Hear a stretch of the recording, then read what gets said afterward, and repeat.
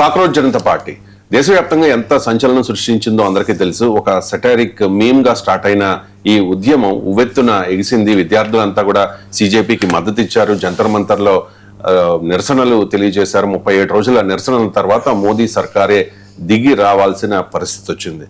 చాలా పెద్ద మూమెంట్ ఇది దేశ చరిత్రలోనే సతీష్ గారు. సో కాక్రోచ్ జనతా పార్టీ నిజంగానే పార్టీ కాబోతోంది, పార్టీగా అవతరించబోతోంది, 2029 ఎన్నికల్లో పోటీ చేయబోతోంది అనేది మనకున్న సమాచారం, జరుగుతోన్న ప్రచారం. సో ఇప్పటికే అభిజిత్ దీప్కే సిజేపీ ఫౌండర్ చాలా స్పష్టంగా చెప్పారు, వచ్చే ఎన్నికల్లో ఈ ప్రభుత్వాన్ని గద్దె దించుతాము అని చెప్పేసి. పరిస్థితి చూస్తే ఏమనిపిస్తోంది సిజేపీ ఏంటి? రైట్, అంటే ఢిల్లీ పీఠాన్ని ఊపేస్తున్న ఈ ఉద్యమ తుఫాను నిజంగా రాజకీయ పార్టీగా మారుతుందా అనేది ఇప్పుడు పెద్ద చర్చ స్టార్ట్ అయింది. సోషల్ మీడియా వేదికగా ఇక్కడ పురుడు పోసుకొని దేశ రాజధాని జంతర్ మంతర్ వీధుల్లో హోరెత్తించిన ఈ డిజిటల్ సైన్యం ఇప్పుడు నేరుగా రాజకీయ కురుక్షేత్రంలోకి దిగబోతుందా అన్న చర్చ ఇప్పుడు వినిపిస్తోంది.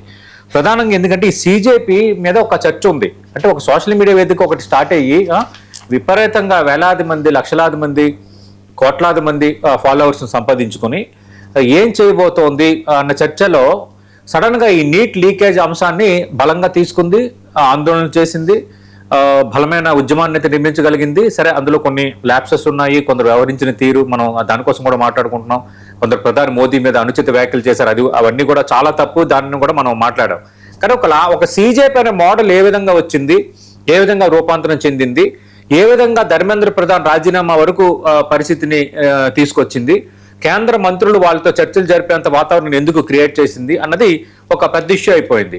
ఇక్కడ సిజేపీ తర్వాత మిగతా దేశాల్లో కూడా సిజేపీ, పాకిస్తాన్ సిజేపీ ఇట్లా రకరకాలుగా కొందరు దీన్ని బేస్ చేసుకుని ముందుకు వెళ్తున్న పరిస్థితి ఉంది. అయితే ఇది కేవలం ఉద్యమ పార్టీగానే ఉంటుంది, మాకు రాజకీయాలతో సంబంధం లేదు, మేము ప్రజల కోసం పోరాడతాం,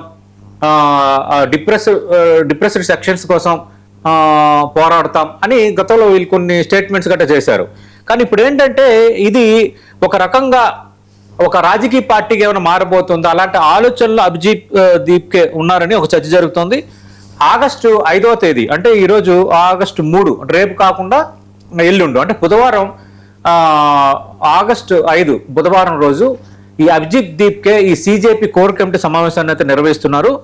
వివిధ రాష్ట్రాల నుంచి వచ్చిన వేలాది మద్దతుదారుల అభిప్రాయాలను సేకరించి భవిష్యత్ కార్యాచరణపై ఒక తుది నిర్ణయం అయితే తీసుకోబోతున్నారు. అంటే సిజేపీని ఏ రాజకీయ పార్టీకి అనుబంధంగా మార్చబోమని ఆల్రెడీ ఆయన ఒక ప్రకటన చేశారు.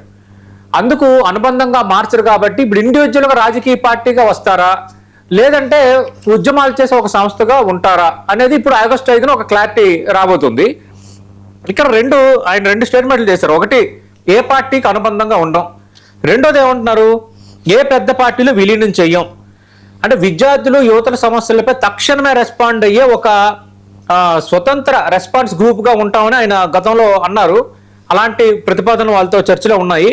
కానీ ఇప్పుడు వివిధ వర్గాల నుంచి వస్తున్న పరిస్థితుల దృష్ట్యా రాజకీయ పార్టీగా మారే ఆలోచన చేస్తున్నారు, ప్రోస్ అండ్ కాన్స్ మాట్లాడుతున్నారు అన్నదైతే ఇప్పుడు చర్చ జరుగుతోంది. కానీ ఇక్కడ అంత చిన్న విషయం కాదు. ఇప్పుడు రాజకీయాల్లోకి రావచ్చు, రాకపోవచ్చు అన్నది ఒక ఇష్యూ అయితే, ఒకవేళ రాజకీయాల్లోకి వస్తే ఒక రాజకీయ పార్టీగా మారితే విద్యారంగంలో సంస్కరణలు తేవడం కానీ యువత నమ్మకాన్ని నిలబెట్టుకోవడం అనేది సిజేపీ ముందున్న అతిపెద్ద సవాలు. అలాగే ఈ ఆగస్టు 5న ఆయన నిర్వహించబోయే మీడియా సమావేశంలో ఎలాంటి ప్రకటన చేయబోతున్నారు అనేది ఆసక్తికరం. భారత రాజకీయాల్లో ఒక కొత్త అధ్యయనానికి తెర లేకపోతున్నారు. ఎందుకంటే నిజంగా కొత్త అధ్యయనం అవుతుంది.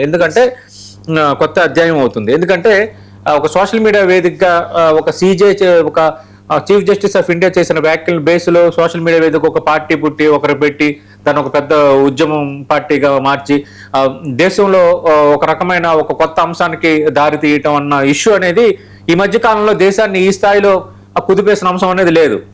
అందుకు ఖచ్చితంగా ఒక రాజకీయ పార్టీ పెడితే అనేది ఇది కొత్త మోడల్ అవుతుంది. పొలిటికల్ ఫినామినాస్కి ఇది కొత్త మోడల్ ఖచ్చితంగా అవుతుంది. పెట్టిన కొద్ది రోజుల్లోనే ఒక సోషల్ మీడియా వేదిక పెట్టిన పార్టీ ఒక రాజకీయ పార్టీగా మారడం అనేది ఖచ్చితంగా ఇది ఒక మోడల్ అవుతుంది పొలిటికల్ ఫినామినాస్లో. అందుకు ఇది ఏం జరగబోతుంది అనేది మనం చూడాలి.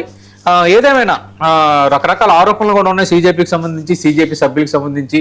ఈ ఆరోపణలు, ఈ అంశాలు, వీటన్నిటి నేపథ్యంలో సుప్రీంకోర్టు మనకు తెలుసు ఆ రోజు ఆందోళన ఒక రోజు ఉధృతమైన వేళ సుప్రీంకోర్టు సంబంధించి ఈరోజు అది దర్యాప్తు కూడా ఉంది. సిట్కి ఇచ్చే అవకాశాలు ఉన్నాయి కూడా అంటున్నారు.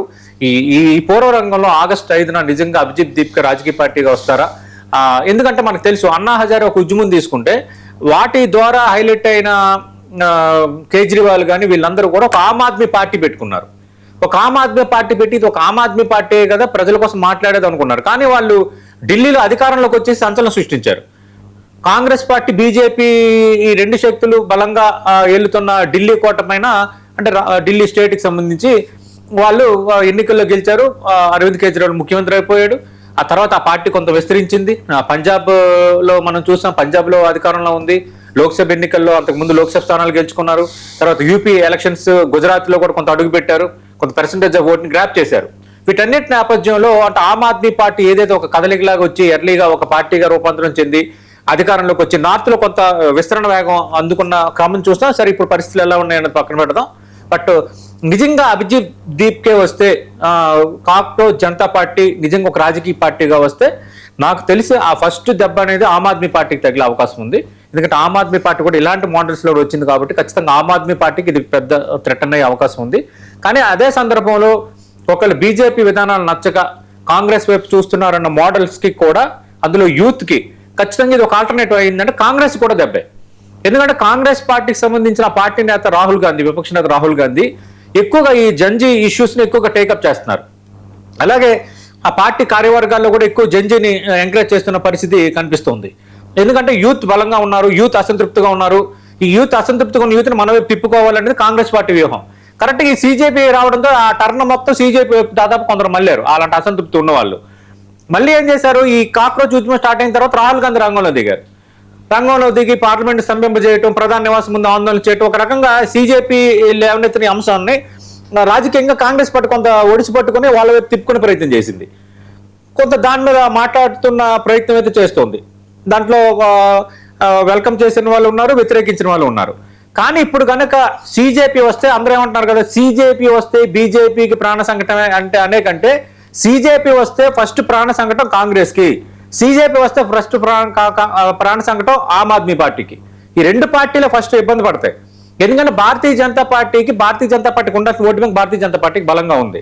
సరే, భారతీయ జనతా పార్టీకి 2014 నుంచి క్రమంగా ఒక 6 ఏళ్ళు వరకు ఉన్న యూత్ ఓటింగ్ కానీ యూత్లో ఉన్న ఇంపాక్ట్ కానీ కొంత తగ్గింది. ఎందుకంటే 3 సార్లు అధికారంలోకి వచ్చిన తర్వాత ఆటోమేటిక్గా కొంత తగ్గడం అనేది జరుగుతుంది. ఇప్పుడు కొంచెం తగ్గిందన్నమాట వాస్తవం. భారతీయ జనతా పార్టీ నేతలు ఒప్పుకోకపోయినా యూత్లో మాత్రం బీజేపీ పైన, ఎన్డీఏ పాలన పైన అసంతృప్తి మాత్రం కొంత ఉంది. మరి దాన్ని ఇంకా టైం ఉంది కాబట్టి సంతృప్తిగా ఎట్లా మార్చుకుంటారని మీ చేతుల్లోనే ఉంది. సరే, మన ఇనిషియేటివ్ తీసుకున్నారు, ధర్మేంద్ర రాజీనామా చేశారు. మిగతా రాష్ట్రాల్లో కూడా యూత్ కొంత ట్రాన్స్పరెన్సీ కోరుకుంటున్నారు, అలాగే ఉద్యోగుల భర్తీ కోరుకుంటున్నారు. ఇవన్నీ అంశాలు ఉన్నాయి. మరి ఈ నష్టాన్ని భారతీయ జనతా పార్టీ పూడ్చుకోకుండా ఉండదు. ఖచ్చితంగా ఇప్పటికే దానికి సంబంధించి భారతీయ జనతా పార్టీ ఒక వ్యూహం రెడీ చేసి ఉంటుంది. అందుకే భారతీయ జనతా పార్టీ కొత్తగా వచ్చేది లేదు, పోయేది లేదు. కానీ సీజేపీ అనేది ఒక పార్టీగా వస్తే మాత్రం కాంగ్రెస్కు, ఆమ్ ఆద్మీ పార్టీకి ఖచ్చితంగా దెబ్బతవుతుంది. పార్టీగా కాకుండా ఉద్యమ సంస్థగా ఉంటే అది కాంగ్రెస్ ప్లస్ అవుతుంది. ఎందుకంటే ఈ అసంతృప్తాన్ని ఓట్లుగా మారాలంటే ఆటోమేటిక్గా సీజేపీ పార్టీగా లేనప్పుడు కాంగ్రెస్ పార్టీకో ఆమ్ ఆద్మీ పార్టీకి వేరే పార్టీలకు ఓట్లు వేస్తారు ప్రజలు. కానీ ఇక్కడ ఏంటంటే ఒకళ్ళు సీజేపీ రాజకీయ పార్టీగా వచ్చి ఎన్నికల సమరాంగంలో దిగింది అనుకోండి, ఆమ్ ఆద్మీ పార్టీకి ఖచ్చితంగా దెబ్బే, కాంగ్రెస్కి దెబ్బే. సీజేపీ వల్ల బీజేపీకి జరిగే నష్టం కంటే కాంగ్రెస్ జరిగే నష్టమే ఎక్కువ ఒక రాజకీయ పార్టీగా వస్తే.